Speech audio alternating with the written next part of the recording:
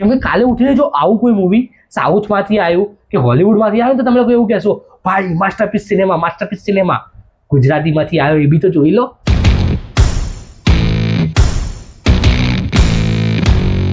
So hello all, this is સમી હાર્ડિયલ. સેમ ડોકના નવા વિડીયોમાં તમારું સ્વાગત છે. તો ભાઈ સવારમાં હું જોઈને આવ્યો સ્પાઈડરમેન બ્રાન્ડ ન્યૂ ડે. પણ સૌથી પહેલાં મારું ઇન્ડિયન સિનેમા અને મારું ગુજરાતી સિનેમા એટલે મારણ, ગુજરાતી મૂવી મારણ, જેને હમણાં જ તાજેતરમાં જ મળ્યો છે નેશનલ એવોર્ડ. અને એ નેશનલ એવોર્ડ એ મૂવીને લાયક છે કે નહીં એની આપણે આગળ વાત કરીએ રિવ્યૂમાં. તો સૌથી પહેલાં આપણે વાત કરીશું મૂવીની સ્ટોરી. તો સ્ટોરી કંઈક એવી છે કે અત્યારના સમયમાં આપણે જે વધારે ન્યૂઝ સાંભળી રહ્યા છીએ, આ છોકરી અહીંયાથી કિડનેપ થઈ ગઈ, આ છોકરી જોડે આ થયું, પેલું થયું, કિડનેપ કરીને કોઈએ વેચી દીધું, હ્યુમન ટ્રાફિકિંગ, એ બધી જે વસ્તુઓ આપણે સાંભળીએ છીએ એ દરેક વસ્તુને ડિરેક્ટર અભિષેક જૈન જે રીતે પ્રેઝન્ટ કરે છે આ મૂવીમાં, ભાઈ આમ હજી પણ એ જે વસ્તુ ચાલતી હતી ને થિયેટરમાં અહીંયા ભરાઈ રહી છે કે ભાઈ કઈ રીતે પોસિબલ છે આટલી બધી વસ્તુ. અને એ તો ઠીક છે, પણ કઈ રીતે જેની જોડે થાય છે એ એક્સેપ્ટ કઈ રીતે કરી શકે આટલી બધી મોટી વસ્તુ. અને એના સિવાય પણ ભાઈ એની જોડે ચલો થયું છે એટલે એનામાં પેલું હોપ બધી તૂટી ગઈ છે, પણ એની ફેમિલી ભાઈ એની જોડે રહેવાવાળા લોકો યાર કઈ રીતે આટલું ભાઈ આવી રીતે બિહેવ કરી શકે. હું તો એ જ વસ્તુમાંથી બહાર નહીં આવી શક્યો હજુ. પ્લસ એના વિશે હું વધારે વિચારી રહ્યો છું તો મને એવું થઈ રહ્યું છે ખરેખરમાં ભાઈ આ આપણા સમાજની રિયાલિટી છે, આ આપણા દેશની, આ દુનિયાની ભાઈ આ રિયાલિટી છે કે આટલી ખરાબ વસ્તુઓ થયા પછી પણ લોકોને એ વસ્તુ એક્સેપ્ટ કરવી પડે છે અને એના પછી પણ આગળ કોઈ સોલ્યુશન જ નથી ભાઈ એનું. સાચે આ વસ્તુ જોઈને મને એવું થાય છે કે આપણે કયા સમાજમાં કઈ જગ્યાએ જીવી રહ્યા છે ભાઈ. અને એની અંદર જે ડાર્ક એકદમ કેરેક્ટર્સ ભાઈ લીધા છે, સુરત ગોસ્વામી અને યશ સોની, ભાઈ બંનેનું કેરેક્ટર ભાઈ જે લખ્યો છે અને બંને જે રીતે ભાઈ સ્ક્રીનની ઉપર એઝ અ એક્ટર જે પરફોર્મ કર્યું છે, અને દીક્ષા જોશીએ પણ જે એમનો કેરેક્ટર હતો જે રીતે પોર્ટ્રે કર્યો છે ભાઈ, સાચે મને એવું થઈ ગયું કે કઈ રીતે યાર આ વસ્તુ પોસિબલ જ કઈ રીતે બને.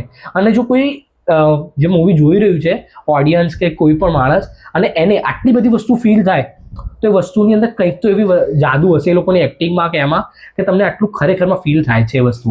અને એના સિવાય પણ ડિરેક્શન, એક્ટિંગ પ્લસ એડિટિંગ અને સિનેમેટોગ્રાફી ટોપ નોચ. અને કેમેરા વર્ક, ફેન થઈ ગયો ભાઈ હું કેમેરા વર્કનો તો. કેમ કે ભાઈ નોર્મલ હવે આ કાઇન્ડની મૂવીની અંદર કેવું હોય છે, એમ નોર્મલી આપણે જોઈએ તો કે એક કેરેક્ટર છે કાં તો બીજો કેરેક્ટર છે, બંનેને બતાવે કાં તો કોઈ એકને બતાવે, અને કેમેરો મોસ્ટ ઓફ સ્ટેબલ હોય યા તો પછી મૂવિંગ કેમેરો હોય. બટ આની અંદર તો કેરેક્ટર અને જે પણ સિચ્યુએશન ચાલી રહી છે એની અંદરની ડેપ્થ બતાવવા માટે ભાઈ શેક થાય છે કેમેરાની અંદર ભાઈ. એમ અમુક તો સીન એવા લીધા છે ને ભાઈ, અમુક ફ્રેમ એ જોઈને એવું થશે ભાઈ વોટ અ બ્રિલિયન્ટ સિનેમા. આ મૂવી માત્ર નેશનલ એવોર્ડ નહીં, આ મૂવી છે ને ઓસ્કર માટે પણ લાયક છે. કેમ કે કાલે ઉઠીને જો આવું કોઈ મૂવી સાઉથમાંથી આવ્યું કે હોલિવૂડમાંથી આવ્યું તો તમે લોકો એવું કહેશો ભાઈ માસ્ટરપીસ સિનેમા ગુજરાતીમાંથી આવ્યો એ બી તો જોઈ લો. હવે આટલું બધું મેં થોડું સારું કીધું, થોડું નેગેટિવ બાજુ જઈશ હું કે હા ઓકે આઈ એક્સેપ્ટ ધીસ, હું પણ એક્સેપ્ટ કરું આ વસ્તુ કે મૂવી છે તો ડિરેક્ટરનું જે વિઝન હતું ડાર્કનેસ બતાવવાનું એમને બતાવી, પણ એઝ અ ઓડિયન્સ મને એવું થઈ ગયું કે સર થોડું કંઈક પોઝિટિવ બતાવી દેતા યાર. પછી બીજી વસ્તુ કે જે કેરેક્ટર તમે બતાવ્યા છે સુરત ગોસ્વામી અને યશ સોની બંનેનું, તો બંનેના જે ગેટઅપ છે, જે પણ કોસ્ટ્યુમ છે અને જે એમનો લુક છે એ લુક છે ને તમને ગામડાવાળો ને એક ગામની જ વાત છે તો એ રીતનો તમને લાગી રહ્યો છે. પણ એ જે બોલી રહ્યા છે આટલું શુદ્ધ ગુજરાતી કઈ રીતે થોડું તો દેશીમાં જવાતા યા તો થોડું કેરેક્ટર અને જે દેખાઈ રહ્યો છે માણસ તો એની પર થોડું શૂટ થાત. મને નેગેટિવ આ વસ્તુ એક દેખાય કે એનું થોડું એક્સેન્ટમાં જવું જોઈતું હતું, થોડું દેશી બાજુ જવા જેવું હતું. કેમ કે લુક ભાઈ હવે તમે જોશો ને સુરત ગોસ્વામીનો તો તમને એવું લાગશે કે ભાઈ હસવું આવે યાર ખરેખરમાં એવો લુક જોઈને એવું થાય ભાઈ. અને એમાં પણ એક સીનની અંદર તિજોરી ઉપર જે ફોટો ચોંટાડેલો હતો સુરત ગોસ્વામીનો, ભાઈ એ વસ્તુ મેં નોટિસ કરી, જોરદાર બતાવ્યો હતો એ સીન. એટલે મને એવું થયું કે યાર થોડું એમાં દેશી બાજુ જવા જેવું હતું. બટ કંઈ નહીં, જેવું હતું એવું. પણ આ નેશનલ એવોર્ડ મળ્યો એના માટે આ તમને ખૂબ ખૂબ શુભેચ્છાઓ. ઓડિયન્સને હું એટલું જ કહીશ, જાઓ અને જઈને આ મૂવીને ભાઈ થિયેટરમાં જુઓ. નેશનલ એવોર્ડ આપ્યો છે તો કંઈ એમને નહીં આપ્યો હોય, કંઈક હશે તો જ આપ્યો હશે. તો જઈને તમે થિયેટરમાં અત્યારે જાઓ અને જુઓ. સ્પાઈડરમેન પછી જોજો, કેમ કે મેં બી રિવ્યૂ પછી કર્યો ને એનો, પહેલાં મેં મારણનો છો ને તો તમે બી એવું જ કરો. પહેલા મારણ જુઓ પછી સ્પાઈડરમેન જુઓ.